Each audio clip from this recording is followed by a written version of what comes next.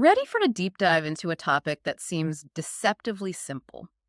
We're tackling addition and subtraction today, but don't worry, we're not going back to elementary school. This is going to be way more than just your basic math facts. We're diving into this quote. In anything at all, perfection is finally attained, not when there is no longer anything to add, but when there is no longer anything to take away. Antoine de Saint-Exupéry. It's a good reminder that addition and subtraction, they're not just about crunching numbers. They represent this fundamental principle of balance, of refinement, even in things like art or design. It's about recognizing when something is complete, not because you can't add anything more, but because taking anything away would actually make it worse. Precisely. Stripping away the unnecessary to get to the essence of something. So how does this approach these seemingly simple operations in a way that reveals that kind of depth? Well, one of the things that really struck me is how it emphasizes the consistent behavior of addition and subtraction across different areas of mathematics. It's like a universal language that works the same way, whether you're charting the stock market or composing a symphony. A universal language, no matter what mathematical world you're in, these operations still hold the same fundamental meaning. Exactly. And the document refers to these different mathematical worlds as domains. It seemed like understanding these domains was crucial to getting a deeper grasp on addition and subtraction. Oh, absolutely. Imagine trying to build a house with only a hammer. You need the right tools for the job, right? Well, in math, you need the right set of numbers, the right domain to work within. Okay, that makes sense. So the right domain ensures we're using the right tools, so to speak, for the specific mathematical problem we're tackling. Precisely. You might be working with natural numbers, integers, even complex numbers. Each one has its own rules and limitations. So what happens if we don't use the right domain? Or if we mix them up, does everything just fall apart? Well, let's say you're trying to solve a simple problem with just counting numbers, like figuring out how many apples you have. But then someone introduces the idea of negative numbers. Suddenly, you can have less than 0 apples, and that changes everything. It's like stepping through a door into a whole new dimension of numbers. Exactly. And this document, it acts like a guide to navigate those dimensions. It shows us how addition and subtraction function within each one. That's really helpful, especially because math can sometimes feel very abstract.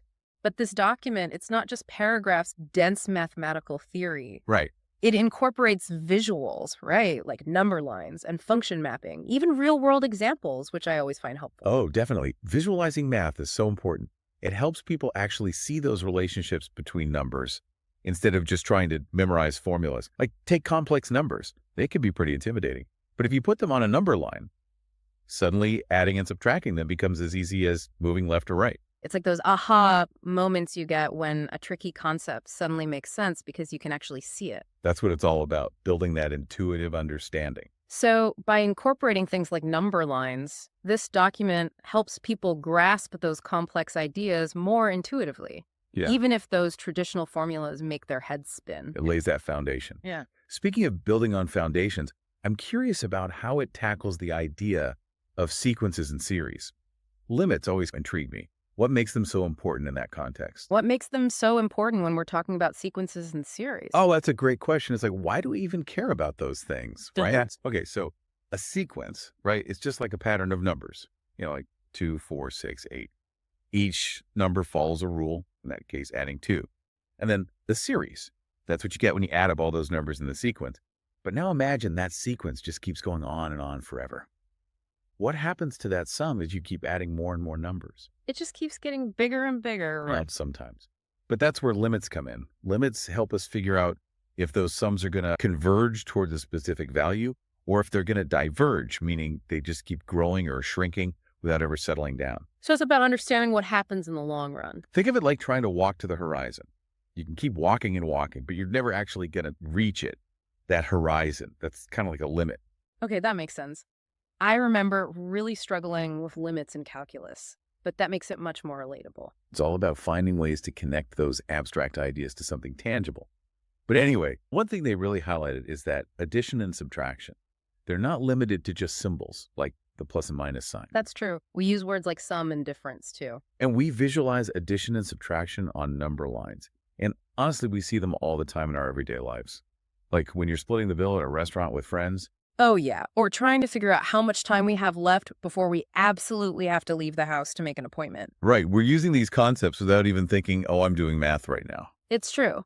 The document also talked about the importance of those fundamental properties, like the commutative and associative properties of addition. Yes.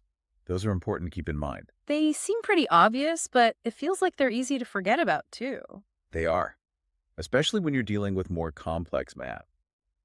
The commutative property reminds us that it doesn't matter what order you add numbers in, like 3 plus 5, same as 5 plus 3. Simple, but crucial.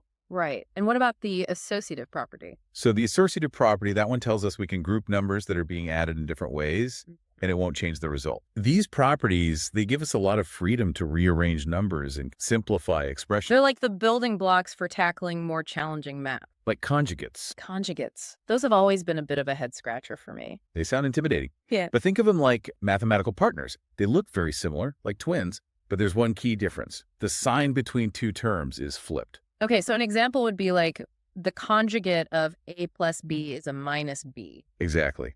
You got it. But why are conjugates so important? Because when you multiply a number by its conjugate, something almost magical happens.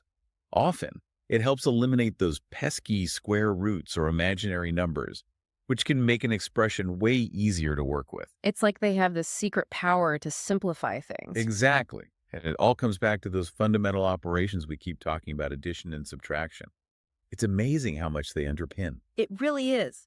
It's not just about memorizing times tables or solving for x. It's about understanding these core principles that pop up everywhere, even in places you wouldn't expect.